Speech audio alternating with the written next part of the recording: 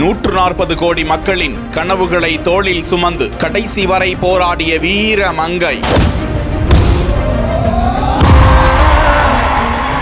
ஒலிம்பிக்ஸில் தகுதி நீக்கம் செய்யப்பட்டாலும் மக்கள் நெஞ்சத்தில் தகுதி பெற்ற வினேஷ் போகத். நெஞ்சம் நிறைய கண்ணீர் ததும்பினாலும் முகத்தில் சிறு புன்னகையாய் லட்சிய கனவை அடைந்தே தீருவேன் என்ற மன உறுதி.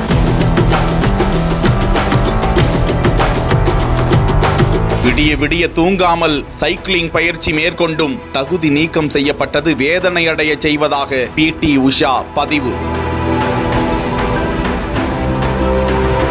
கால் இறுதி, அரையிறுதி, இறுதி போட்டி என ஒலிம்பிக்ஸில் ஒவ்வொரு முறையும் எடை சோதனை என்பது கட்டாயம். இந்த நிலையில் வினேஷ் போகத் அரையிறுதி போட்டி முடிவடைந்த பின்னர் சோதனைக்கு உள்ளானார். அவரது எடை அப்போது சற்றே அதிகமாக இருந்ததால் அதிர்ச்சியடைந்திருக்கிறார். அடுத்த நாள் காலையில் மீண்டும் எடை சரிபார்ப்பு நடக்கும் என்ற நிலையில் இரவு முழுவதும் பல்வேறு பயிற்சிகளில் விடிய விடிய தூங்காமல் ஈடுபட்டிருக்கிறார். எடை பரிசோதனை செய்த போது முந்தின நாள் எடுக்கப்பட்ட எடையை விட வெகுவாக அவர் குறைத்திருந்தார். 2 கிலோவிற்கு மேல் அவர் குறைத்திருந்தார். முடியகற்றம் நடந்ததாக பதிவுகள் கூறுகின்றன. அப்படி இருந்தும் அவருக்கு 100 கிராம் எடை கூடுதலாக இருந்த காரணத்தால் வினேஷ் போகத் ஒலிம்பிக் போட்டியில் இருந்து தகுதி நீக்கம் செய்யப்பட்டதாக அதிகாரப்பூர்வமாக அறிவிக்கப்பட்டது.